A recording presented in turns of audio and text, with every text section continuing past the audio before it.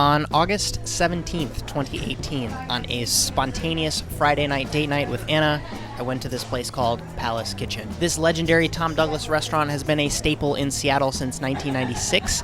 Now run by Chef Kyle Peterson, the restaurant specializes in using Northwestern-grown ingredients, many from their own Procer farm, all cooked over a wood fire. Admittedly, though, friend and recent podcast guest Matt Broussard works there, and we were definitely there to visit him. Speak of the devil, there he is with some apps before we even ordered.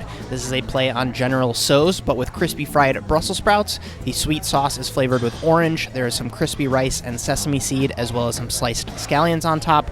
This was really tasty for the first few bites, but definitely started to feel a little greasy and soggy towards the end of the bowl. Next to that, a Piedmontese-style ravioli filled with roasted pork and chard, tossed in a sage butter. Matt added that quenelle of herb butter that they use for their steak to make it extra buttery. The texture of the pasta was great, perfectly glazed. They kind of popped in your mouth while you chew. I wish there was more pork in these, but you can't really go wrong with a bowl of pasta. Drinks came next, a glass of sparkling Jura for me and some Brut Rosé for Anna. I feel like you were all getting used to her favorite aperitif. Matt texted me a photo of this pizza that he was making for staff meal, and I requested a slice, which he hilariously dropped off. The semolina dough was delicious, and with the green oil he drizzled on, it was actually one of the best mouthfuls we had.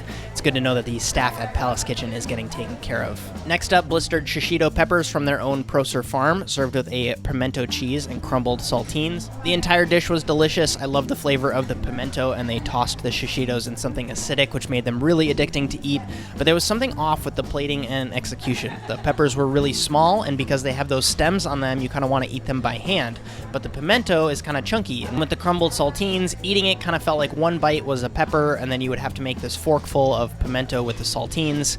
I love this dish's flavors, but in my opinion, the presentation needed some reworking to make it a little easier to eat. A tomato salad with cucumber, white bean, cantaloupe, and pine nut. This was arguably the best tomato salad I have had this year. It's really easy to put a beautifully in-season tomato on a plate and call it a day, but every element of this was harmoniously married into a textural, juicy party in my mouth.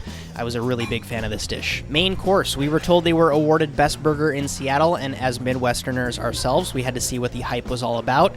Grilled medium with beef that they grind every single day, melted cheddar on top, condiments on the side, along with a big pile of fries. This presentation was definitely enough to share. I built mine with everything on it, and it was super, super tasty.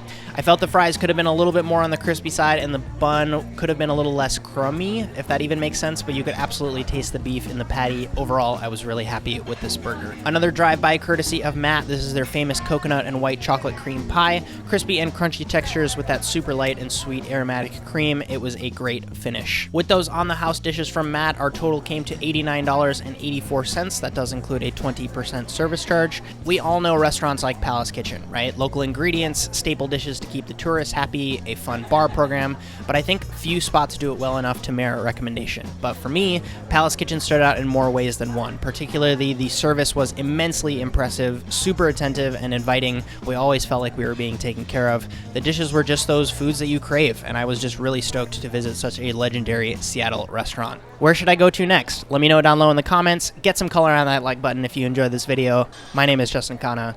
Have a good one.